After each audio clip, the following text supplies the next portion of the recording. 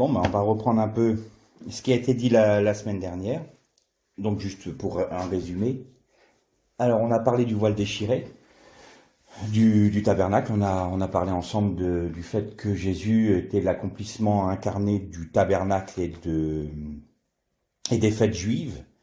On a également noté que ce voile avait deux chérubins, qu'il était fait de fin lin pur, que le fin lin correspondait au sixième jour, donc de la création de l'homme par Dieu, de l'Adam, et on a vu aussi que en Jésus-Christ, il y avait comme une sorte de réinitialisation de la création. C'est la raison pour laquelle nous sommes en Christ une nouvelle création.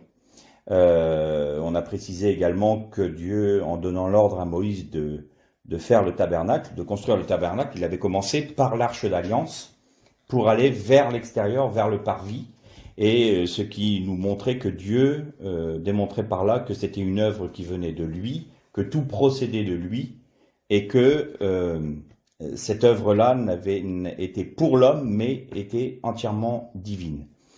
Nous avons constaté également que l'homme déchu n'avait pas accès au Saint des Saints comme il le voulait. Il fallait qu'il vienne une fois par an, donc le grand sacrificateur une fois par an, faire l'aspersion du sang.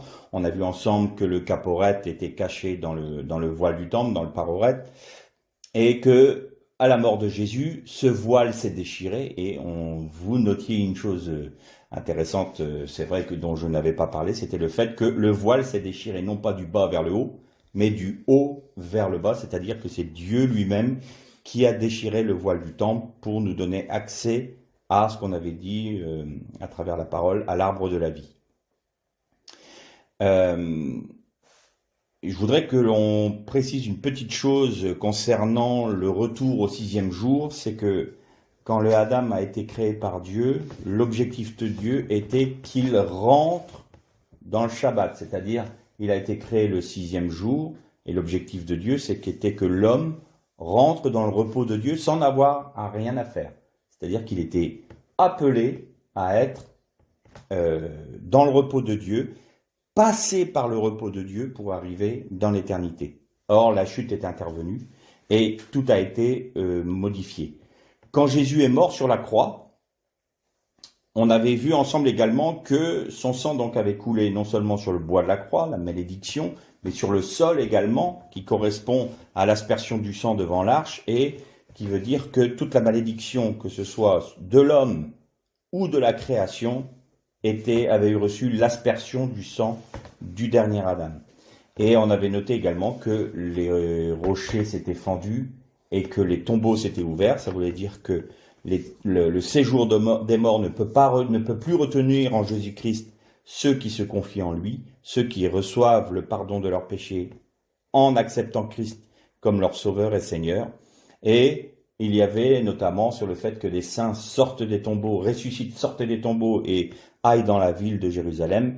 Ça nous démontre également une préfiguration de notre résurrection future. Mais spirituellement, la résurrection est déjà établie. C'est une chose qui est compliquée pour les hommes, pour nous qui sommes limités, de constater que l'œuvre céleste est une œuvre d'éternité. C'est-à-dire qu'elle est accomplie. Mais dans nos limites à nous, il faut que cette œuvre s'accomplisse. Il y a une notion de temps dans laquelle nous sommes enfermés de par notre nature même, nature reçue à la chute, je précise bien, parce que cette nature que nous voyons aujourd'hui, le corps que nous voyons aujourd'hui, n'est pas du tout le corps que le premier Adam avait reçu avant la chute. On en parlait un peu tout à l'heure. Le premier Adam était un être de lumière, un être lumineux, un être glorieux. Il a été fait juste. C'était la créature la plus merveilleuse qui soit, juste en dessous de Dieu, mais n'étant pas Dieu. On est au-dessus de l'homme, a été créé pour être au-dessus des anges, au-dessus de toute création, mais juste en dessous de Dieu. Or, cette gloire que revêtait le premier Adam a été ternie par le fait du péché. Et quand il est dit que Dieu les couvrit de peau, l'enseignement que l'on a en règle générale, c'est Dieu tua des moutons et couvrit l'homme de peau, l'homme et la femme de peau. Sauf que la Bible ne nous parle pas du tout du fait que Dieu ait tué des moutons. La Torah n'en parle pas du tout, mais plutôt que nous avons été recouverts de ce que nous sommes revêtus aujourd'hui, c'est-à-dire notre peau humaine, qui n'était pas du tout la nature de l'homme à l'époque. C'était un être glorieux qui a été revêtu, et donc cette chair-là est devenue un voile. C'est à partir de là où la création a été voilée. Donc, on va prendre un texte, si vous voulez, ensemble dans Hébreux, et qui va nous parler de ça. Donc, toujours en relation avec le voile du temple et de l'œuvre accomplie par Christ, on voit dans ce texte-là, de l'épître de Paul, je ne sais pas si c'est Paul, on pense que c'est Paul, mais bon, on ne connaît pas l'auteur, l'épître aux Hébreux toujours, et donc au chapitre 10, alors moi dans ma version c'est à partir du verset 19. Donc Hébreux 10, verset 19. Ainsi donc, frères, nous avons l'assurance d'un libre accès au sanctuaire par le sang de Jésus. Accès que Jésus a inauguré pour nous comme un chemin nouveau et vivant au travers du voile, c'est-à-dire de sa chair. Et nous avons un souverain sacrificateur établi sur la maison de Dieu. Approchons-nous donc d'un cœur sincère avec une pleine foi et entière, le cœur purifié d'une mauvaise conscience et le corps lavé d'une eau pure. Là, on voit que ce texte-là nous ramène à l'accomplissement, ce qu'on disait, l'accomplissement du tabernacle en Jésus-Christ. Et donc, ce texte nous parle du fait que la chair de Jésus, la chair du Mashiach, était un voile. Est-ce que vous vous souvenez de ce récit des évangiles où il y a Jésus qui demande à ses disciples, « Qui dit-on que je suis ?» Et là, vous avez les disciples qui répondent, « Ah, il y en a certains, ils disent que tu es Élie, qui doit venir. D'autres disent que tu es un prophète. D'autres disent que tu es... il y en a qui disaient que c'était un charlatan. » Et puis Jésus les arrête et dit, « Mais vous, que dites-vous que je suis ?» Et là, Pierre, l'apôtre Pierre, le disciple à l'époque, dit une chose merveilleuse. « À quel autre irions-nous qu'à toi, tu as les paroles de la vie éternelle, tu es le Messie. » Et donc, Jésus lui répond, « Tu es heureux du fait que ce n'est pas la chair et le sang, c'est-à-dire que ce n'est pas par tes capacités humaines que tu as pu comprendre et discerner que j'étais le Messie, car à tes yeux, le Messie, le Mashiach en moi, est voilé par mon corps. Il avait un corps comme nous. Et donc, nombreux des contemporains du Mashiach, de Jésus, avaient ce problème-là. Comment peut-il être le Messie, puisqu'il est comme nous? Se peut-il que ce soit le Messie? Mais non, c'est le fils du charpentier. On l'a vu travailler avec Joseph, son père. Et à chaque fois, le Mashiach, dans son humanité, a été un voile. Et par révélation, à ce moment-là, Pierre a eu la capacité, par l'œuvre de l'Esprit de Dieu en lui, de plonger son regard par-delà le voile qui était la chair de Jésus. Et il a reconnu le Messie. Et donc, une fois que Jésus est mort sur la croix et ressuscité, c'est une œuvre éternelle qui, avant même qu'elle soit, faite sur la terre, était déjà dans les cieux. Il y a un temps en hébreu, un temps biblique. Il n'y a que la Bible qui en parle, parce que c'est un peu comme si on parlait du vieux français. Que si vous allez voir les Juifs aujourd'hui, en Israël, et que vous parlez de cette manière-là, ils vont vous regarder comme si vous sortiez de je sais pas de quel temps. C'est un peu comme si nous, on parlait du temps de Louis XIII. Les gens nous regarderaient, voilà. Et donc, il y a une particularité dans la Bible, c'est-à-dire que, par exemple, quand il est dit « Dieu dit », donc dire c'est « Amar », d'accord? Si vous voulez le conjuguer au futur, vous rajoutez un « Yod » juste devant. Donc ça fait « Yomer ». Mais si vous voulez le conjuguer au passé, vous rajoutez un vav, et vous avez vayomer, eh bien, c'est un mot qui se dit. Dieu dit vayomer, c'est-à-dire, c'est présent, passé et futur. Il n'y a que l'hébreu qui peut faire ça. C'est-à-dire que c'est une parole éternelle. Donc, quand Dieu a dit que la lumière soit, Dieu dit que la lumière soit, c'est vayomer. Or, que la lumière soit, et la lumière fut. Mais c'était une parole qui venait de l'éternité, c'est-à-dire que cette lumière-là est déjà établie. Elle est éternelle, mais elle doit s'inscrire dans la réalité terrestre. Donc vous voyez que à travers la Torah, on a quand même à travers l'hébreu notamment, on a une possibilité de rentrer dans une dimension qui est bien plus grande que le texte en lui-même, simplement lu, et encore qui plus est par nos traductions, qui appauvrissent le texte original. Et donc, il faut savoir que quand Jésus a dit « tout est accompli », mais tout est accompli de toute éternité.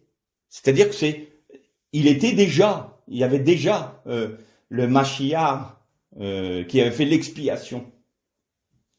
Seulement, le problème pour nous, c'est comme nous sommes enfermés dans nos dimensions. Ce que je disais, déjà on a perdu la gloire qui était du premier Adam, mais en plus on est dans nos cinq sens, on est comme enfermé dans notre enveloppe corporelle. Il y a quelque chose qui s'est dénaturé. Et donc, il n'y a plus que ce que l'on perçoit par nos sens, c'est-à-dire que toutes les informations que vous avez de voir votre environnement, de toucher votre environnement, ce ne sont que des informations qui se transforment en flux électriques qu'interprète votre cerveau. En fait, c'est ça. Et aujourd'hui, dans la science moderne, notamment avec l'approche de la physique quantique, on est en train de réaliser que la matière, en fin de compte, n'existe pas comme telle qu'on la perçoit. Et que la matière ne peut être existante que parce qu'il y a une conscience. C'est pas moi qui le dis, ça, c'est les scientifiques qui disent eux-mêmes. La matière ne peut pas exister sans conscience. Notamment avec comment on appelle ça? On appelle ça la dualité corpuscule-onde. Voilà, une particule peut être une onde et un corpuscule en même temps, mais elle se détermine à partir du moment où vous la mesurez ou que vous la regardez. Ça veut dire que notre perception, à notre niveau, n'est pas la réalité. C'est pour ça que Thomas, quand il a dit à Jésus, enfin, qui disait aux autres frères, moi, je crois que ce que je vois. Jésus lui dit, viens, touche mes plaies. Puisque je vais me mettre à ton niveau pour te faire rentrer dans une dimension plus grande. Donc viens, touche. Maintenant tu crois, Seigneur, tu es ressuscité. Oui, mais heureux est celui qui croit sans avoir vu. Pourquoi il disait ça? Simplement parce que Dieu, qui est la véritable réalité, qui connaît la véritable réalité, veut se révéler à nous. Et nous devons avoir cette humilité en tant qu'enfant de Dieu, et on en a parlé un peu la semaine dernière, pardon, la bénédiction venait du fait qu'on avait la capacité de nous agenouiller. Ça veut dire quoi? Ça veut dire de nous humilier devant Dieu, de dire Seigneur, nous ne savons rien, nous avons besoin de recevoir de toi la révélation. Et à partir de là, on ne se fie plus à nos sens, on ne se fie plus à ce que l'on ressent, on ne se fie plus à ce que l'on touche ou ce que l'on voit. On est simplement à dire au Seigneur, nous croyons ce que toi tu dis, parce que tu es le seul à connaître la véritable réalité. N'oublions jamais que nous sommes enfermés dans notre corps, et donc enfermés dans nos sens, et enfermés dans nos perceptions. Alors ça veut dire quoi? Ça veut dire qu'il nous faut apprendre à rentrer dans une dimension où nous allons avoir cette attitude de cœur où nous allons remettre en question. Oui, nous allons remettre en question ce qu'on est persuadé de connaître.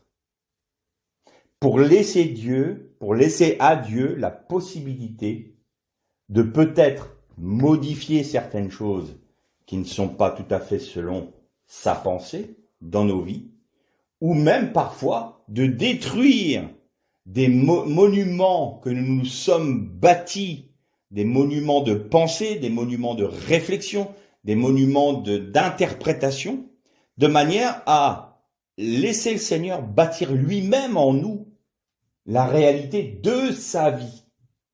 Et il nous faut toujours être dans une dimension d'éternité qui se manifeste dans notre dimension finie ici-bas. La prière du Notre Père, c'est que ta volonté soit faite sur la terre comme elle l'est déjà dans les cieux. C'est-à-dire que la réalité des cieux doit s'accomplir sur la terre. La terre n'est que l'ombre des réalités célestes. Et nous avons parlé de cela la semaine dernière. Le combat spirituel aujourd'hui, même le combat qui se passe dans les cieux, a pour but et objectif la terre. La gloire de Dieu. Dieu a pris le risque de mettre en jeu sa gloire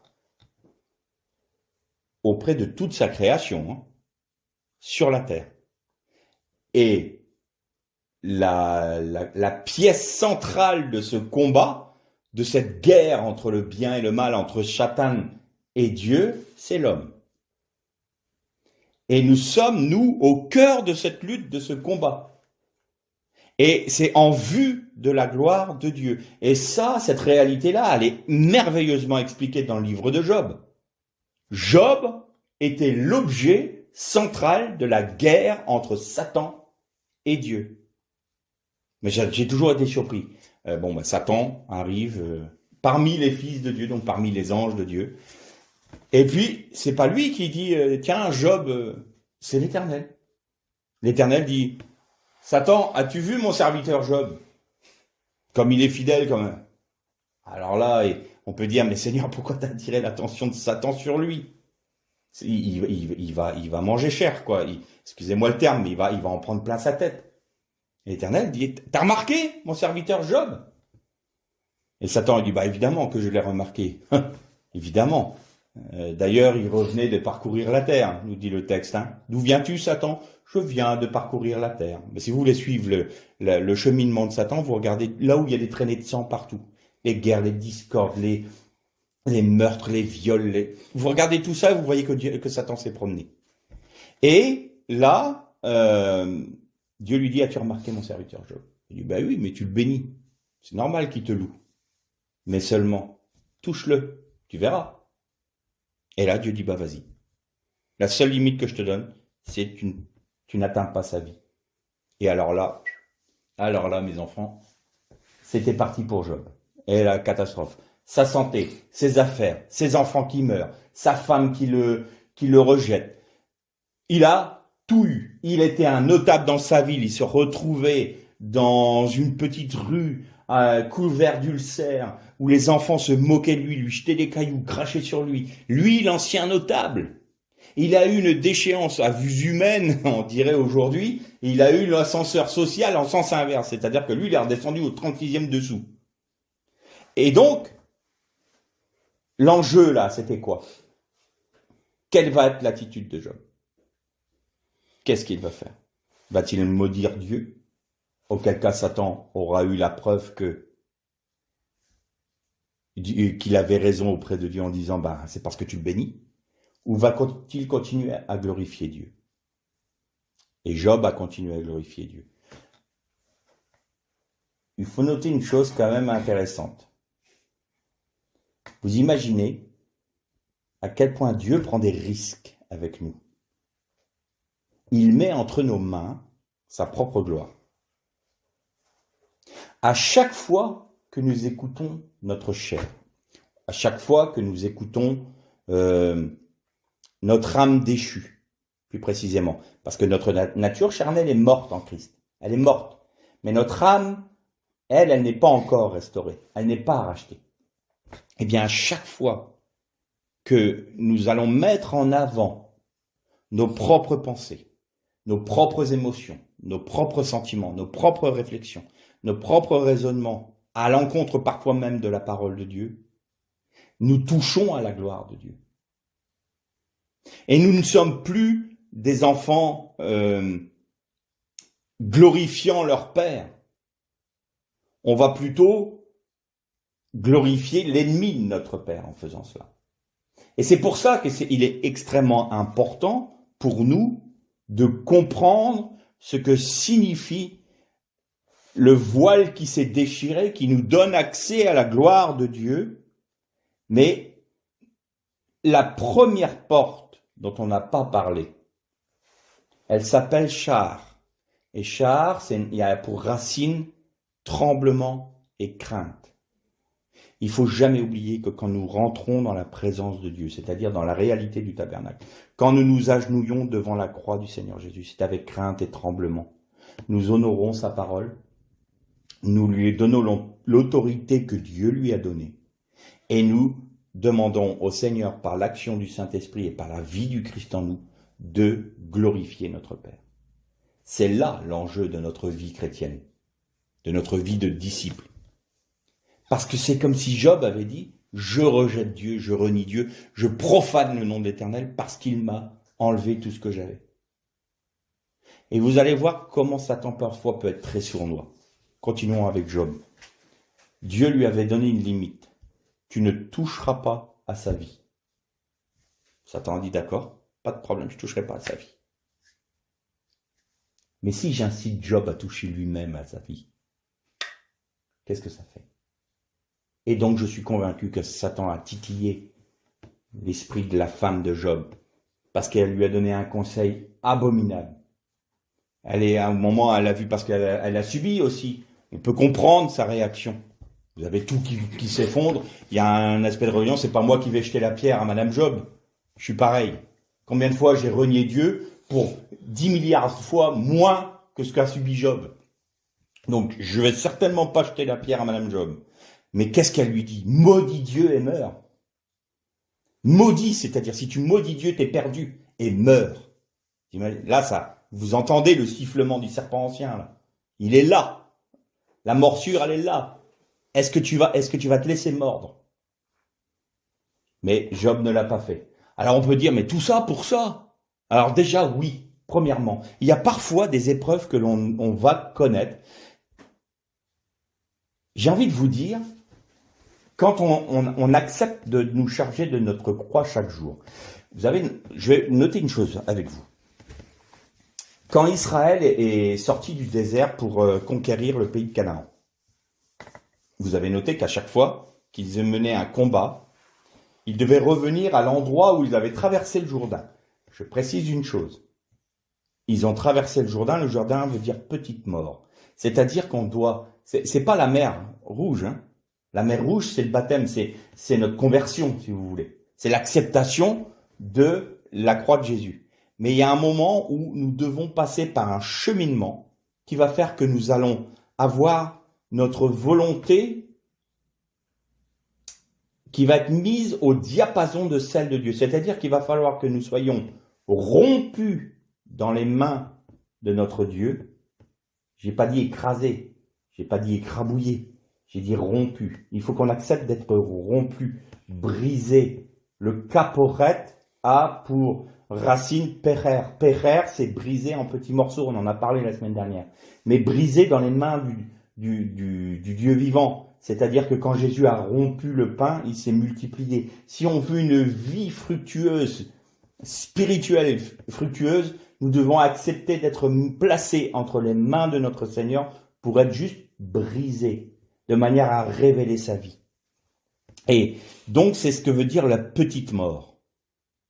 Le Jourdain, la traversée du Jourdain, c'est la petite mort. Et ça nous donne accès à cette vie de résurrection.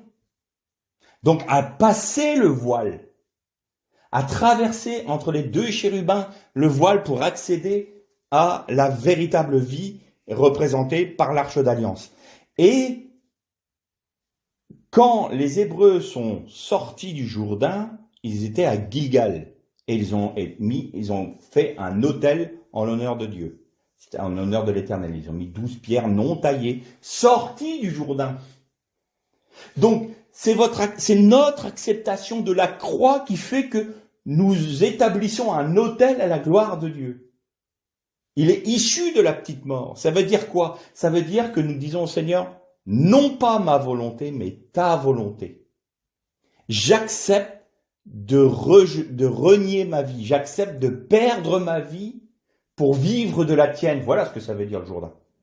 Et donc, quand les Hébreux venaient conquérir des villes, que ce soit Jéricho, que ce soit n'importe quelle ville, à chaque fois qu'il y avait une victoire, à chaque fois qu'il y avait un combat, ils revenaient à Gilgal. Tout le temps. Et il n'y a qu'une seule fois où ils ne l'ont pas fait. Et ça leur a coûté cher. Et pourquoi ils ne l'ont-ils pas fait? Eux, ils ont vu toutes les victoires qu'ils ont menées. Et ils se disent, même Jéricho, qui avait des murailles énormes, ils ont simplement fait 7 fois le tour, pendant 7 jours, au son du chauffard. N'oubliez jamais que le chauffard, c'est la parole de Dieu. Le chauffard est le symbole de la parole de Dieu, la parole vivante. Sur ta parole, la parole de Dieu brise toutes les résistances, brise tous les liens. Et Jésus est la parole incarnée. La Torah ne nous parle que de Jésus. La parole est vivante, c'est Jésus. Vous lisez, de toute façon, vous prenez n'importe quelle page de votre Bible, c'est Jésus. Voilà. Tout est dans le Mashiach. Et donc, ils étaient très contents. Oh punaise, on est fort, avec Dieu, on est puissant. Et il y a une toute petite ville là-bas, excusez-moi, j'ai oublié le nom, mes mémoires n'est plus fidèle, mais il y a une toute petite ville, celle-là, on va faire qu'une bouchée, hein. Parce que même, même nous, alors là, sans l'aide de Dieu, vous allez voir ce que vous allez voir, quoi. Et donc, ils sont pas retournés à Gilgal. Allez, on attaque, sur notre lancée. Et ils ont pris, excusez-moi le terme, ils ont pris une dérouillée maison. Une dérouillée dans les grandes largeurs. Pourquoi? Parce qu'ils se sont enorgueillis de leur victoire. Et parfois, le Seigneur, il nous fait des grâces quand on voit la vie du Christ se manifester en nous. On a la tendance naturelle de l'homme, c'est quoi? C'est de gonfler un peu les pectoraux. Dire, bon, vous avez vu, moi je pêche plus, moi je fais plus comme ça. Vous voyez, il y avait ça, mais regardez ce que Dieu a fait pour ma vie. Et on se sent fort. Et puis un jour, on commence un peu à vouloir en remontrer aux autres. Alors qu'est-ce que fait le Seigneur? Il met toute petite ville l'ennemi, là, juste devant nos pieds. Et on s'empierre dedans, mais quelque chose de magistral. Et on s'écrase par terre. Et tombe dans la poussière. Et on est humilié. Je ne comprends pas, Seigneur, pourquoi? Tu m'avais donné la victoire, je ne l'ai plus, qu'est-ce qui se passe, ma vie? Et là, on commence à réaliser que sans sa grâce, on n'est rien. Alors parfois, nous allons vivre des épreuves, effectivement. Il y a au moins deux sortes d'épreuves. Je n'en parlerai que deux, il y en a d'autres, mais on parlera que 2 sortes d'épreuves. Le Seigneur va nous permettre de rentrer dans des temps difficiles. D'une part, c'est pour qu'on apprenne à compter sur lui. La première chose, c'est tout à fait l'image de la tempête. Les disciples qui sont sur la barque, et là, une tempête monumentale. Je ne reviens pas sur le fait que ça correspond à un psaume, parce que tout ce que Jésus a fait était déjà écrit dans la Torah. Tout ce qu'il a dit, tout ce qu'il a fait, tous les lieux où il était, tout ça est typiquement, complètement déjà écrit dans la Torah. Et dans les prophètes. Donc, il ne faisait que... Il était là où il fallait, au moment où il le fallait, avec les personnes qu'il fallait. Et il disait les choses qu'il fallait. Parce que tout était déjà écrit. Bon, ça c'était un autre enseignement. Seulement voilà, il permet quand même que les disciples passent par ce temps-là. Ils sont allés dans la tempête. Combien de fois on est dans la tempête, nous? Puis on est là en train de s'agiter, mais Seigneur, tu vois pas que il y a tous ces problèmes-là et tu fais rien. Mais on oublie de regarder Jésus. Il est en train de dormir dans la barque et souvent on prend cette image-là. Trouvons le repos dans ce moment-là parce que Dieu sait toutes choses. Et il veut nous apprendre à nous confier en lui en tout temps, dans les petites et les grandes choses. Alors au début, ça va être des grandes choses. Les grands, Seigneur, j'ai un énorme problème financier. Puis là, on va voir, le Seigneur nous a apporté le besoin que l'on a de manière miraculeuse. Et on va se dire, oh, c'est magnifique. Mais après, ça va être dans les petits détails de notre vie. Nous apprendre à compter sur lui surtout. Moi, un jour, j'expliquais qu'un jour, rien que pour mon sèche-linge, l'action du Seigneur s'est faite là. Alors, il y en a certains, ils m'ont dit, il est fou ce gars-là. Parle de son sèche-linge, comme si le Seigneur s'occupait du sèche-linge. Ouais, oui, je suis désolé. Le Seigneur s'occupe aussi des sèche-linges. Ça arrive. C'est dingue, hein?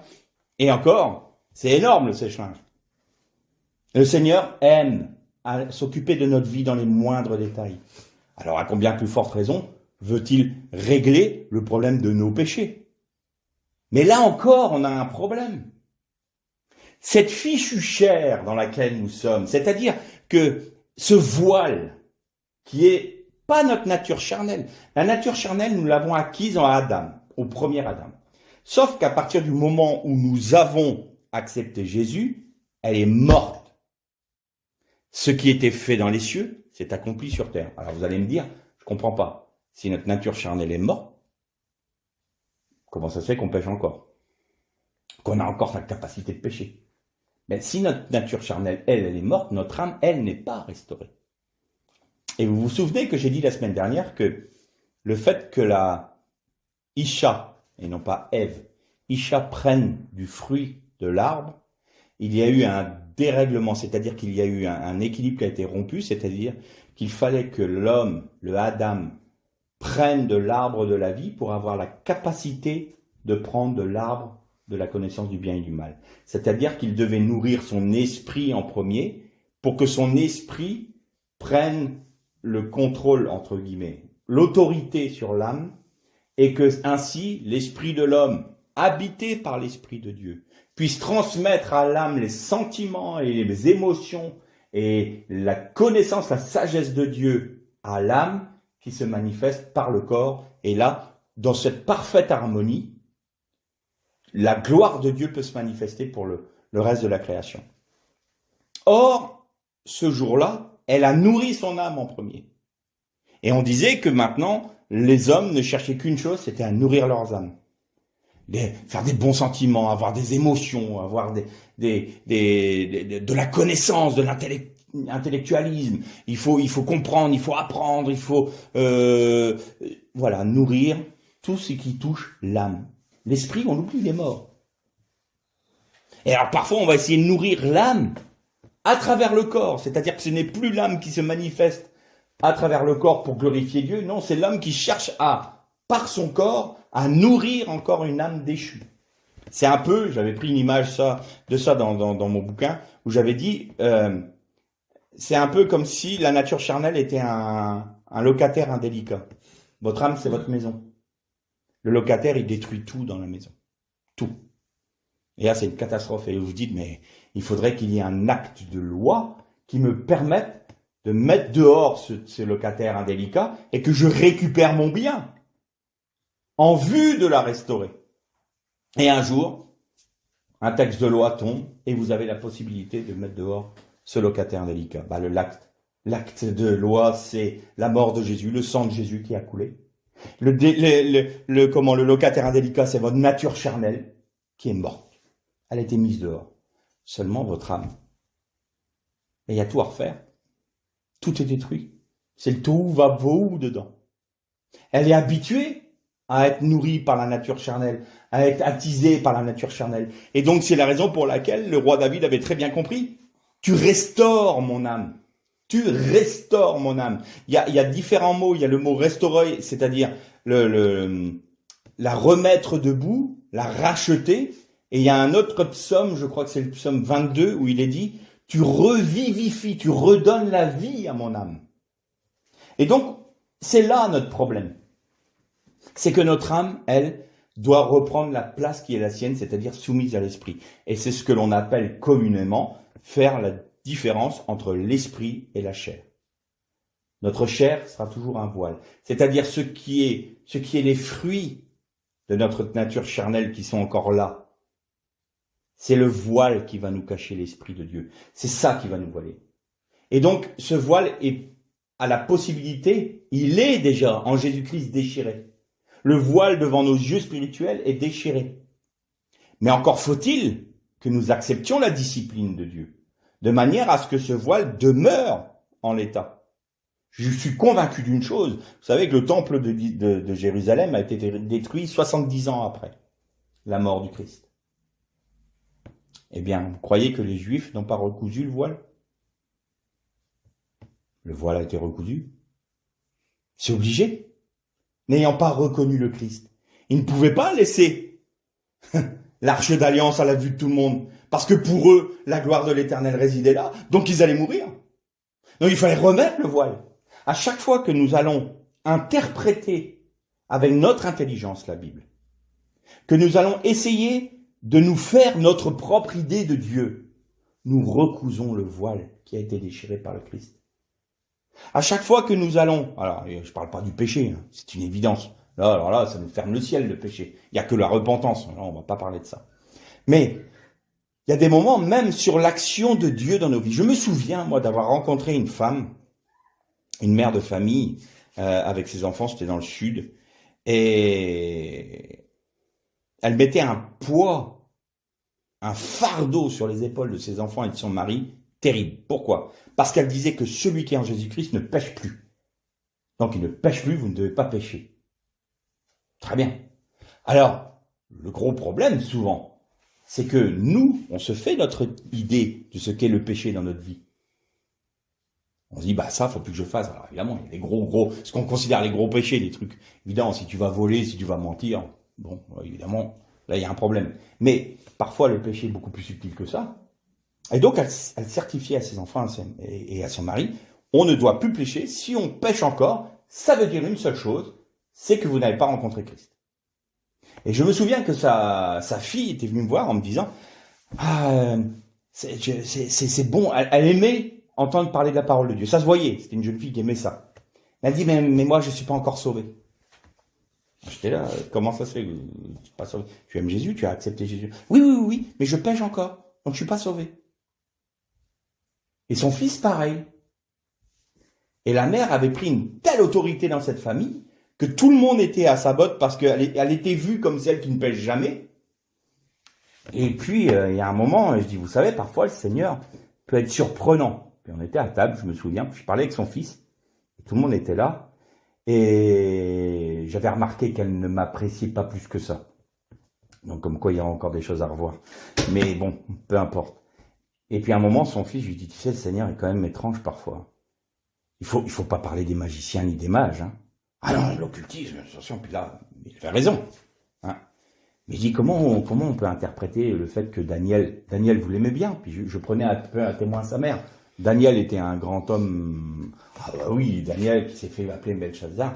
Je dis, bah oui, il a été établi chef des mages et des magiciens quand même. Comment est-ce qu'on interprète ça?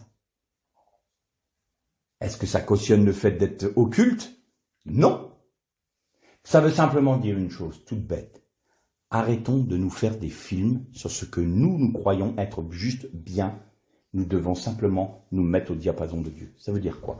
Ça veut dire que cette femme-là, sans s'en rendre compte, et je ne lui jette pas la pierre, mais sans s'en rendre compte, en ayant posé un tel fardeau sur les épaules de sa famille, qu'elle ne se rendait pas compte qu'elle péchait contre sa famille. Parce qu'elle était une pierre d'achoppement pour eux. Alors, elle ne le réalisait pas. La question n'est pas condamnée. Mais vous voyez, nos interprétations, nos propres convictions, sans être animées par l'Esprit de Dieu, ça peut amener à des choses terribles. On voit ce que ça donne dans les milieux religieux. La parole de Dieu, les rabbins disent, enfin les sages d'Israël disent que la parole de Dieu nous a été prêtée par Dieu. On en a parlé ça aussi. Donc que la parole de Dieu descendait de Dieu pour faire son œuvre et remonter à lui. C'est-à-dire que la parole de Dieu est vivante et elle a été prêtée aux hommes pour faire l'œuvre de Dieu. C'est quelque chose de très saint, la parole de Dieu. On ne dit pas la Bible sainte pour rien. La sainte Bible, c'est que vraiment il y a une réalité derrière. Ben, vous imaginez que pour nos propres guerres interreligieuses et interdénominationnelles, on se jette à la figure des textes bibliques pour alimenter nos guerres. Moi, j'appelle ça de l'abomination. J'appelle ça de l'abomination. Parce qu'on utilise la parole de Dieu pour détruire la créature de Dieu. Ça nous sera redemandé. Il nous faut impérativement nous soumettre à la pensée de Dieu. Et pour cela, il n'y a pas 36 solutions. Le texte de Jésus qui dit que celui qui chaque jour, se charge de sa croix et me suive, que chaque jour, vous vous chargiez de votre croix, et que vous me suiviez. Ça veut dire que chaque jour, nous nous levons le matin. La première chose que nous devons faire, c'est pas nous brosser les dents. C'est pas nous prendre notre douche. C'est pas nous habiller. C'est on se lève et on se charge de notre croix. Seigneur, pas ma volonté, mais la tienne. Révèle-toi à moi, car je suis limité dans mes dimensions. Je ne suis pas capable de discerner ce qui est bien de ce qui est mauvais. Toi seul, révèle-toi. Et en fonction de la révélation que tu vas me donner, que ton esprit fasse son œuvre en moi de brisement, s'il le faut, de manière à ce que ce soit les sentiments du Christ, les émotions du Christ et la pensée du Christ qui se manifestent à travers moi. Et à partir de là, nous honorerons la parole de Dieu, nous honorerons Dieu lui-même. Et donc, Dieu va permettre que nous comptions sur lui à travers sa discipline, c'est-à-dire qu'il va permettre des circonstances dans nos vies contraires, des épreuves, de manière à ce que nous apprenions à compter sur lui. Ensuite, il y a une autre sorte d'épreuve, c'est qu'il nous fait suffisamment confiance à un certain degré d'acceptation de notre croix. Alors je fais juste une parenthèse à ce moment-là. Quand je parle de se charger de notre croix chaque jour, ça nous rappelle quoi? Ça nous rappelle Gilgal. À chaque fois, nous devons revenir à Gilgal. À chaque fois, c'est au pied de la croix qu'est la victoire. À chaque fois, c'est au pied de la croix qu'est la sagesse. À chaque fois, c'est notre intelligence renouvelée, c'est au pied de la croix. Il nous faut nous charger de notre croix. Je ferme la parenthèse ici. Donc, vous voyez le lien entre Gilgal et la croix. Et donc, le Seigneur, à un moment donné, va considérer que son œuvre a pu se faire de manière assez concrète dans notre vie pour prendre le même risque qu'avec Job. Qu'est-ce que ça veut dire?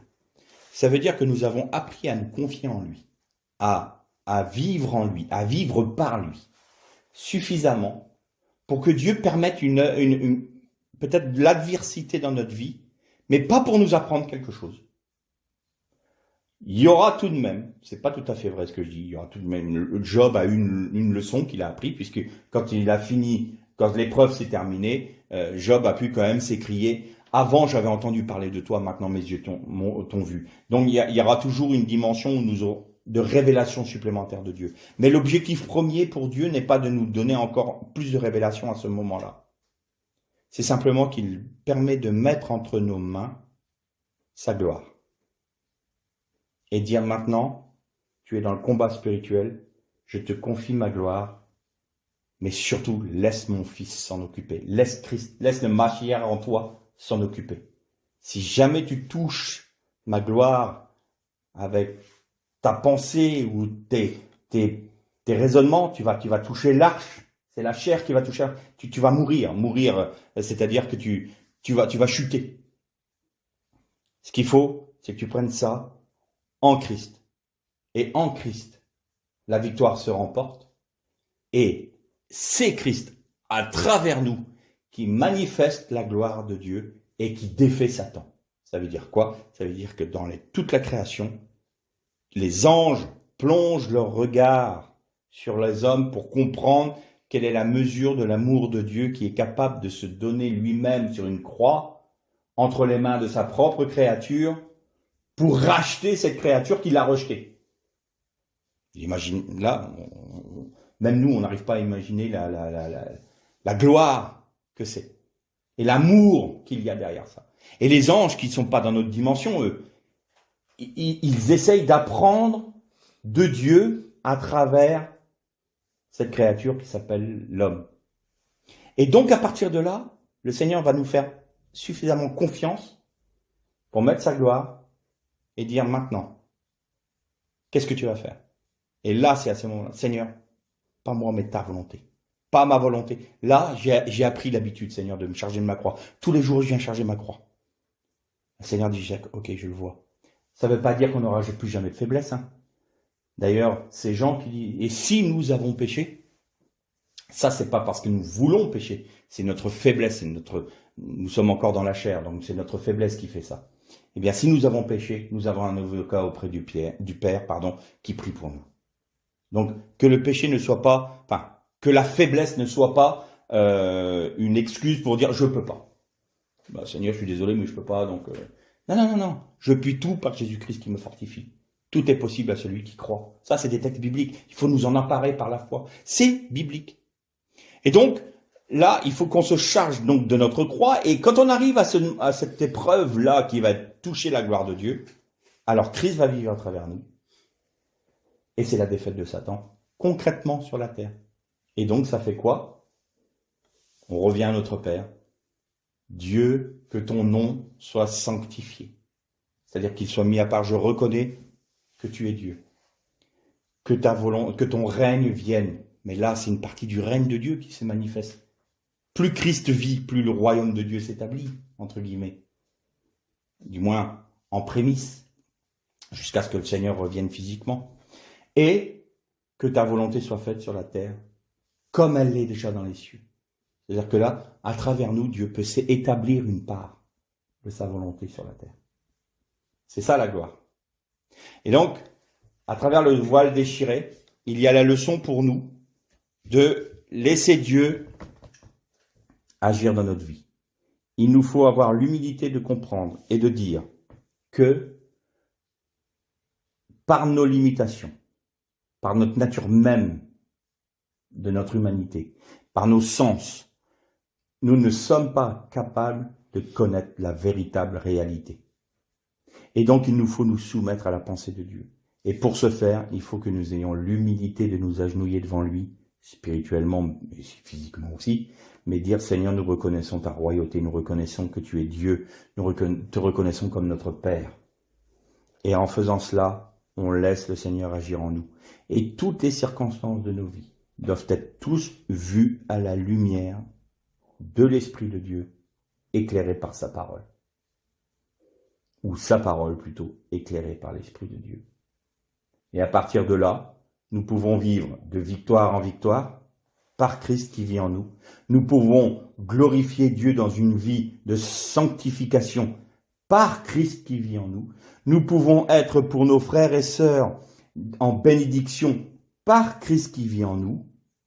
Et trop souvent, nous avons le sentiment, et je terminerai par là, que la première chose que nous avons à faire, c'est de nourrir nos frères. Il ne faut jamais oublier que pour pouvoir nourrir ceux qui nous entourent, il faut que nous soyons nous-mêmes remplis. Il faut que notre coupe déborde. C'est quand notre coupe déborde que nous pouvons...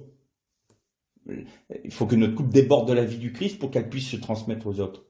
Et un des gros problèmes que rencontrent souvent des chrétiens, et notamment souvent des jeunes convertis, c'est le suivant, c'est que on a rencontré le Seigneur, on connaît le Seigneur, c'est magnifique, maintenant il faut que je l'annonce aux autres.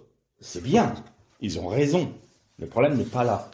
Mais c'est que il arrive un moment où les paroles qui sont dans la Bible, ou les choses qu'elles peuvent entendre, elles vont plus les prendre pour eux-mêmes. Ça va être des paroles qui vont dire, ah oui, alors du coup je pourrais le redonner à tel frère, je pourrais le donner à tel autre, à telle sœur. Dis donc, j'ai besoin d'un enseignement pour pouvoir répondre. Et elles oublient de se remplir. En fait, c'est un peu comme si vous avez un vase avec un bouchon dans le bas pour utiliser le liquide qui est dedans.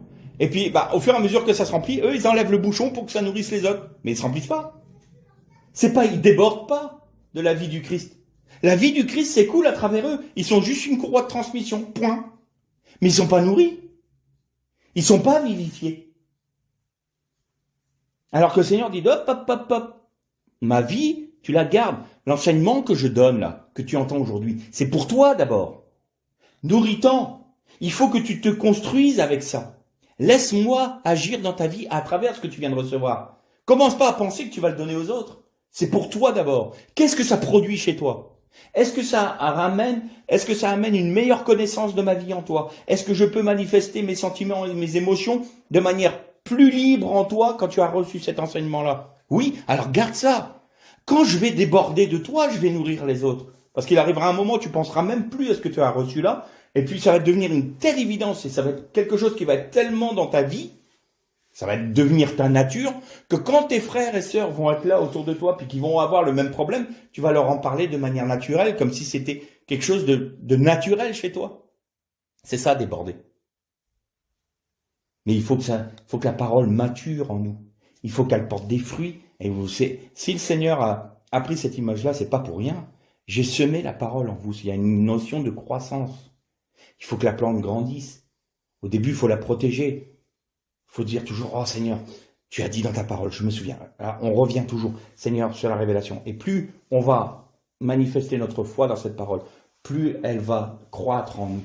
Et elle va porter du fruit. Et les fruits, c'est pour les autres. D'accord. Mais au début, il faut que l'arbre croisse dans notre vie.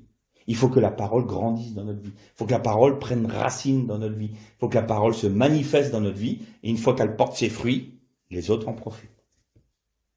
Mais tout cela vient du fait que Christ a accompli toute chose de toute éternité. Tout est parfaitement accompli dans les cieux. Tout est parfaitement accompli dans la dimension divine. Et le Seigneur se propose d'accomplir ce qui est dans les cieux sur la terre à travers chacun de ses enfants. Le drame aujourd'hui, c'est que très peu acceptent de mourir à eux-mêmes, de perdre leur vie pour manifester la vie du Christ. Donc de manifester la gloire de Dieu. Et ça, c'est un des drames.